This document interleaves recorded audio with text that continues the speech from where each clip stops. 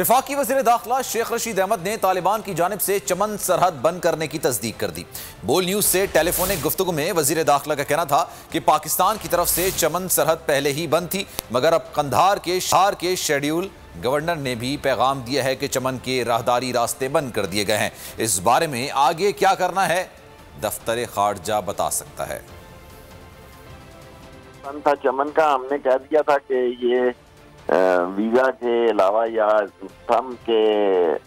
ان کی آئیڈینٹیفیکیشن کے بغیر ممکن نہیں، لیکن کل انہوں نے یہ پیغام کیا تھا کہ ہم بھی بند کر دیں گے، اور آج ان کا جو شیڈو گورنر ہے قندھار کا، کیا نام ہے، حاجی وفا، اس نے تمام راہداری کے راستوں کو بھی بند کر دیا، اور اب کیا ہوتا ہے یہ فارن آفس فیصلہ کرے گا ان کے ساتھ کیا ہوتا ہے، کے لیے بھی بند کر دیا ہے اور انہوں نے بارڈر بند کر دیا، یہ آپ کی درست خبر ہے۔